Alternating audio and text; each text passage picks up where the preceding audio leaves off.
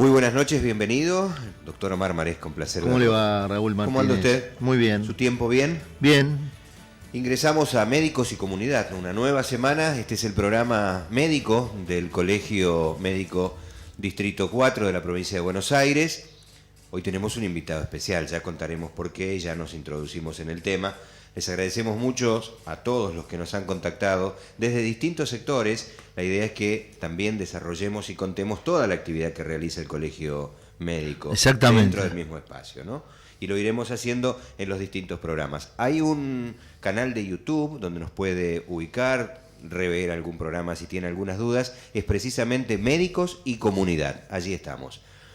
Tenemos un email que es colegio@colmed4.com.ar. Nuestra página es www.colmed4.com.ar y un blog que es www.colmed4blogspot.com.ar.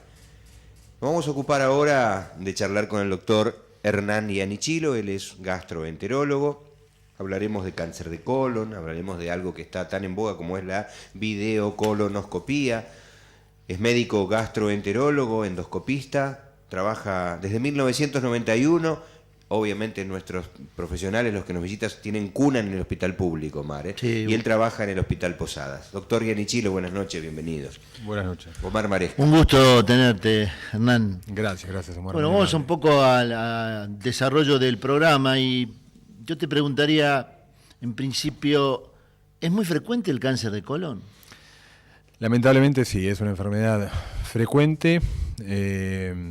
Es una enfermedad frecuente, pero por suerte tenemos herramientas como para prevenirlo. Pero esto es muy importante la pregunta porque a veces no tomamos conciencia, ¿no? Tenemos que saber que alrededor de 16 personas mueren al año en nuestro país por cáncer de colon y se calcula que es la segunda causa de muerte por cáncer en la población y afecta de manera igual a hombres y mujeres, así que es una enfermedad que no discrimina género. Y bueno, como les decía, tenemos las herramientas como para prevenirlo, ¿no? Cada vez se está sabiendo más, cada vez hay más avances en cuanto al diagnóstico precoz, cada vez hay más avances en cuanto al tratamiento. Y es una enfermedad que, si bien, como te decía, lamentablemente es muy frecuente, haciendo las cosas bien podemos prevenirla e incluso curarla. ¿Puedo tener algún síntoma alarma que me haga concurrir al profesional? Porque hay una metodología, bueno, cada tantos años me tengo que hacer el estudio, pero si tengo tal cosa antes de la fecha, ¿debo concurrir? Sí, sin duda. Hay algunos signos o síntomas, ¿no?, que son de alarma, que tal vez no sean producidos por la enfermedad, por el cáncer de colon. Pero sí nos van a motivar, tienen que motivar a la población a consultar. Uno de ellos, lo más común, es el sangrado en heces, en la materia fecal. Si uno ve sangre en la materia fecal, tiene que consultar. Tengamos la edad que tengamos, hay que consultar y luego el médico va a discernir o a determinar cuáles son los estudios a realizar. Otro de los elementos o de los signos es la anemia. A veces cuando tenemos una anemia no bien, digamos, sin una causa clara, también tenemos que consultar porque a veces el sangrado es oculto y la manera de manifestarse es a través de la anemia. No vamos a ver sangre en la materia fecal, pero vamos a ver la anemia producido por ese sangrado oculto. El cambio, lo que llamamos cambio de ritmo evacuatorio, si nosotros habitualmente teníamos una determinada característica en nuestro ritmo evacuatorio, íbamos al baño todos los días o cada 2 días, y vemos que empezamos a tener cambios en el ritmo, esto es otro elemento.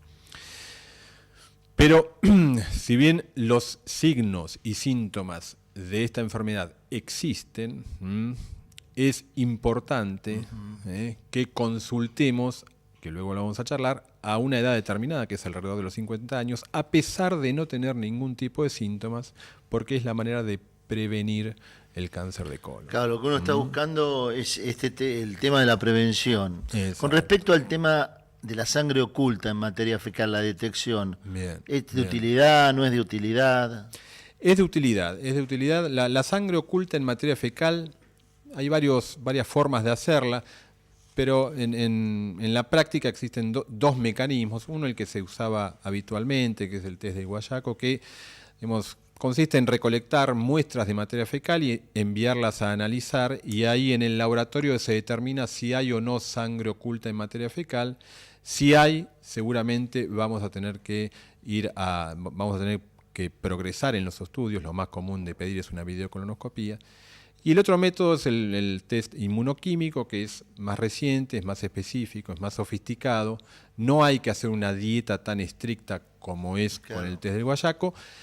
Y con la recolección de una muestra, en general eso es suficiente para determinar si hay sangre oculta en materia fecal. Así que, a tu pregunta, la respuesta es sí, es útil, hay que hacerlo, es una de las maneras de prevenir el cáncer de colon, y en general hay que hacerlo anualmente si uno opta por esa manera de estudiar al paciente, ¿no? Claro, porque puede haber lugares, ahora se ha extendido el uso de la videocolonoscopía, pero puede haber lugares alejados donde uno puede buscar este mecanismo y hacer la derivación pertinente cuando encuentre una alteración de este tipo. Exacto, esto es importante para los programas, digamos, nacionales de prevención de salud, donde uno tiene que ver con qué herramientas cuenta y ahí definir cuáles son los métodos a utilizar, y por eso el test de sangre oculta en materia fecal, cuando uno no cuenta con estudios por ahí un poco más específicos como es la videocolonoscopía, es un método muy,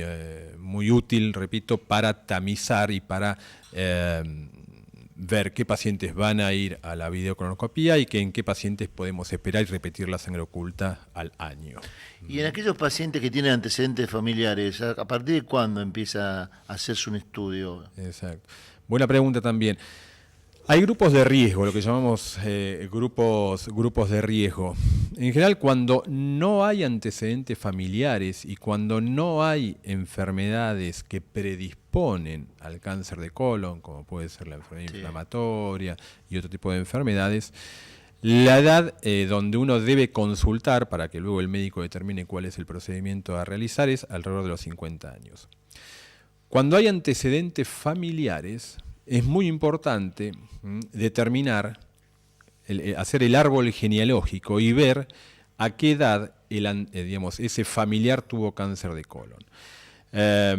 Pero si nuestro familiar, si es de primer grado, me refiero a papá, mamá, hermanos, primer grado, o segundo grado, me refiero a abuelos o tíos, si han tenido algún antecedente de cáncer de colorectal por debajo de los 60 años, la edad en la cual el paciente ese debe empezar a estudiarse va a ser antes, va a ser alrededor de los 40 años, 10 años antes de la edad habitual. ¿Y la frecuencia de la videocolonoscopía es la misma o...? La frecuencia va a depender fundamentalmente de lo que hallemos en el estudio, ¿tá?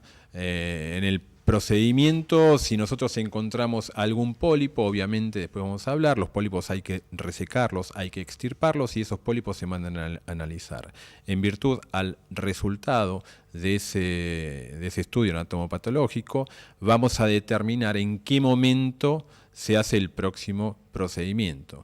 En general, puede ser a los 3 años, puede ser a los 5 años, o puede ser a los 10 años si no hemos encontrado ningún pólipo en la colonoscopía de base, que es la primera, y si no hay antecedentes familiares. Con respecto a la aspirina, que dice que frecuentemente la aspirina previene el cáncer, ¿hay algún trabajo científicamente demostrado en donde esto puede ocurrir? Sí, digamos, hay estudios, cuando uno habla de lo que es la prevención primaria, creo que hay algún slide ahí, digamos, ¿qué podemos hacer para evitar ahí tenemos, qué podemos hacer para evitar la aparición del cáncer de colon? Bueno, lo fundamental, como en muchas otras patologías, es tener hábitos saludables, es decir, mantener un buen peso, evitar la obesidad, porque la obesidad está relacionada con la mayor incidencia de cáncer de colon, evitar el tabaquismo, evitar el alcohol, porque son dos noxas contra el colon, evitar el consumo excesivo de carnes y estimular o aumentar el consumo de verduras. Y como vos bien decías, hay trabajos donde el uso de antiinflamatorios ha disminuido la incidencia de pólipos. Los pólipos son los precursores del cáncer de colon. Y hay trabajos que han demostrado esto, Pero bueno, no es algo que se dé en la práctica habitual que uno indique antiinflamatorios para disminuir la prevención para disminuir la incidencia de cáncer de colon. Sí se ha visto en enfermedades como la poliposis adenomatosa familiar, que repito, es una enfermedad que predispone al cáncer de colon, una de las tantas que predisponen al cáncer de colon. Y en estos casos hay trabajos con antiinflamatorios que han disminuido la cantidad de pólipos, ¿no? Bueno, Raúl, ¿qué te parece si nos vamos a un corte? Con un estudio casi de rutina, ¿no? Sí. Se puede prevenir, porque Claro. hoy lo están prescribiendo los Exactamente. médicos. Vamos a hacer un corte, si le ¿Hacemos parece un bien. corte, te parece? Ya volvemos junto al doctor Hernán Iannichilo. Por cierto, estamos en Médicos y Comunidad.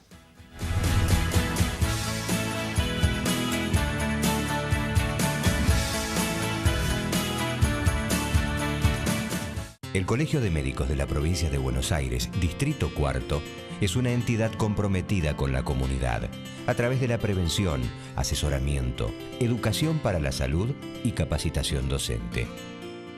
Desde hace muchos años, trabaja permanentemente en la detección del ejercicio ilegal de la medicina, garantizando que su médico posea título habilitante. Colegio de Médicos de la Provincia de Buenos Aires, Distrito Cuarto, al servicio de los médicos y la comunidad. 3 consejos para la salud de la futura mamá. Consulta a un médico.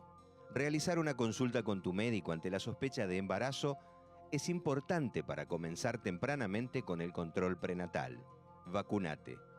Para proteger a la mamá y al bebé que viene en camino, el calendario nacional de vacunación prevé una dosis de la vacuna de la gripe y una dosis de triple bacteriana acelular durante el embarazo. No fumes, no tomes alcohol ni drogas. Representan un riesgo para la salud de la madre y del bebé. Consulta por los medicamentos que podés tomar. No te automediques. Informale a tu médico la medicación que tomes habitualmente. Realiza tu preparación integral para la maternidad. Así, sabrás cómo prepararte para el nacimiento y la lactancia. Y estarás acompañada para afrontar los comienzos de la crianza.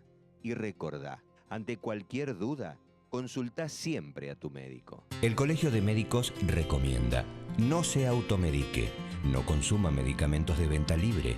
Consulte previamente a su médico de confianza. La automedicación puede causar severos daños en su salud.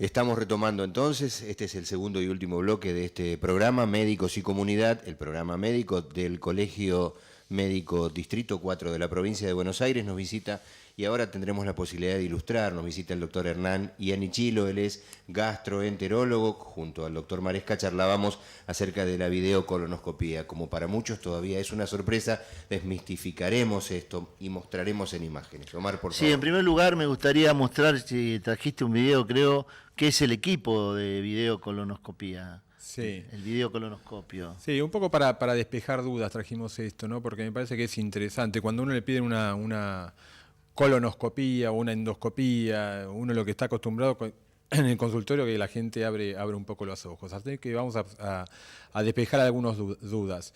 El endoscopio es eso que están viendo. El endoscopio, en este caso, es un colonoscopio que permite ver el colon o intestino grueso. Hay otros tipos de endoscopios.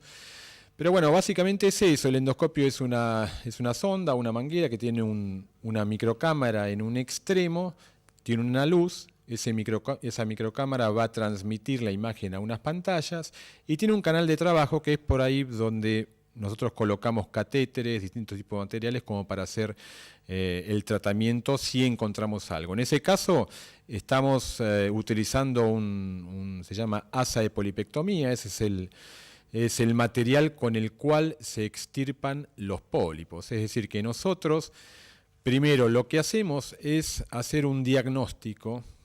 Introducimos el endoscopio a través del recto y vamos recorriendo todo el intestino grueso hasta completar el estudio y ver todo el colon.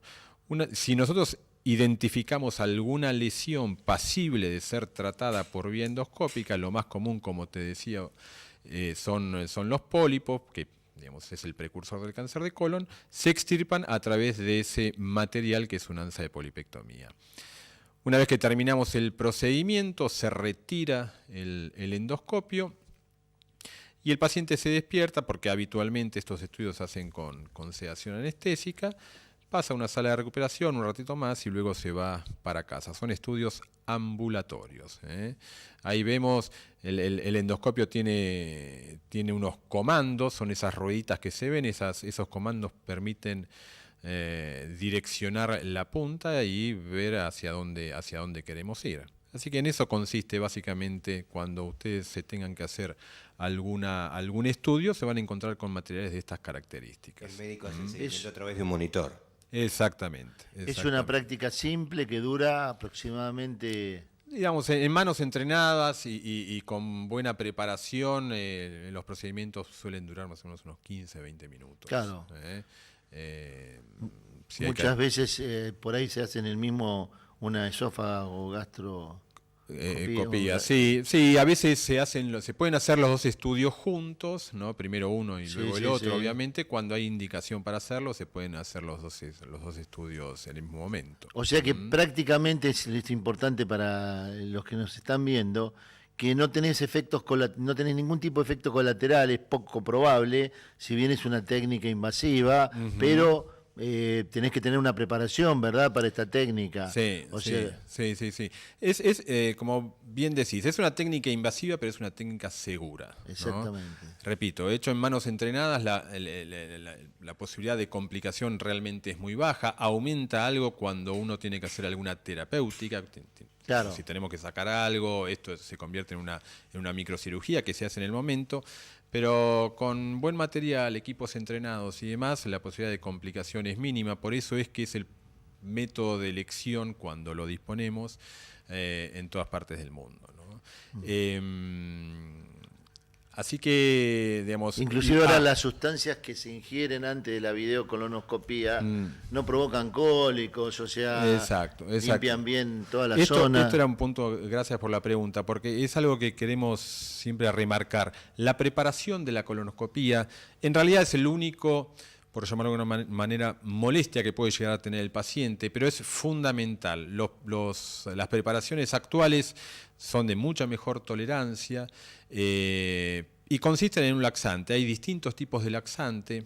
Básicamente hay dos, uno que son más pequeños, de menor volumen, tienen un sabor salado, eso en general se da en personas jóvenes, y después otro tipo de laxante que son es un laxante de 4 litros, que tiene un sabor frutal.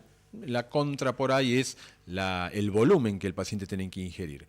Pero la preparación es fundamental. Es fundamental que los pacientes cumplan las indicaciones que el médico le da de cómo tomar esa preparación, porque si un paciente está bien preparado y uno hace una colonoscopía de alta calidad, la posibilidad de que se escapen lesiones es mínima.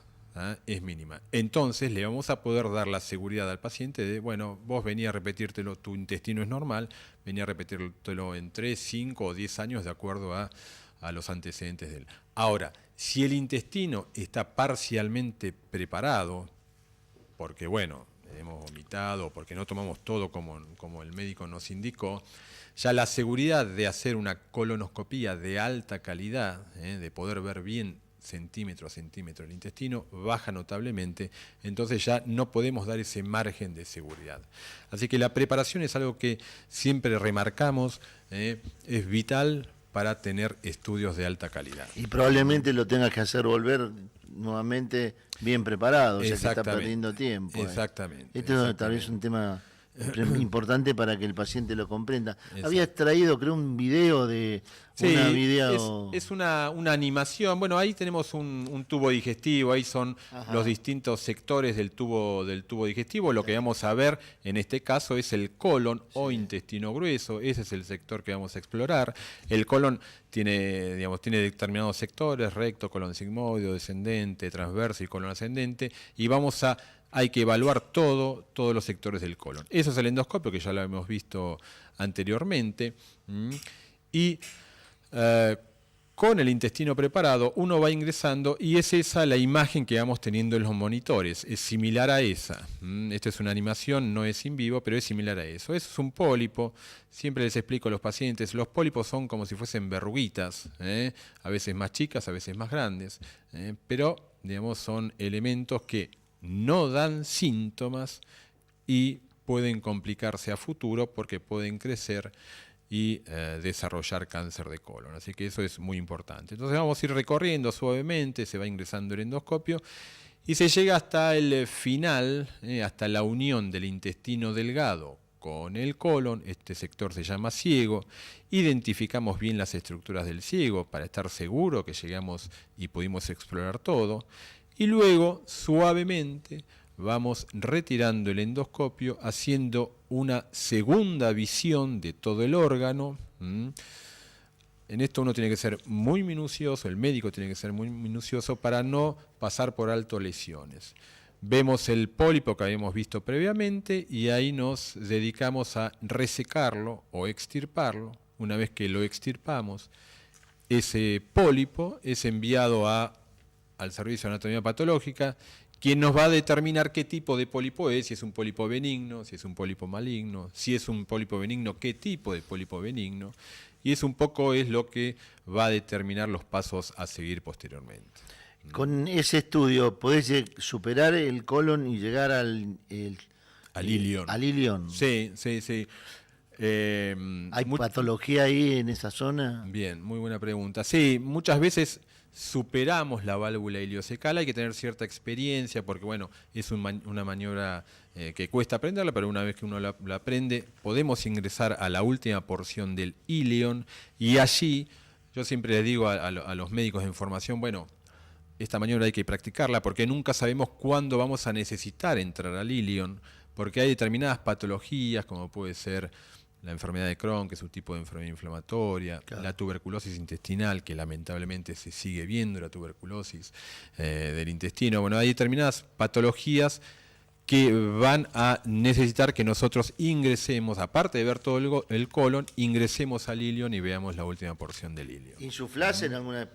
Sí, esto hay que insuflar porque el colon tiene una cavidad virtual y para poder ver con detenimiento toda la mucosa, que es la capa interna del intestino, nosotros tenemos que distender o insuflar el órgano. Muchas veces se usa aire, ahora se está usando también dióxido de carbono. El dióxido de carbono difunde más rápidamente y hace que la recuperación posterior sea mejor, digamos, sin tantos gases, pero en realidad se puede utilizar también aire, de hecho se usa. Lo que uno tiene que hacer como endoscopista cuando está retirando es ir aspirando el aire.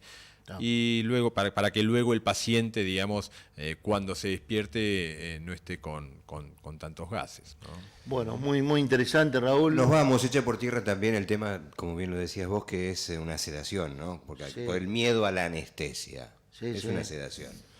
Muchas gracias, doctor Hernán Giannichilo. Un gusto tenerlo. Un gusto. De verdad, muy amable. Entre el hospital y el invitación. consultorio se ha hecho un rato para visitarnos. Omar, ¿nos encontramos la próxima semana? Nos encontramos. Si tienen dudas, nuestro canal de YouTube es precisamente el nombre de este dignísimo espacio, Médicos y Comunidad, el programa de salud del Colegio de Médicos Distrito 4. Buenas noches, hasta la semana que viene.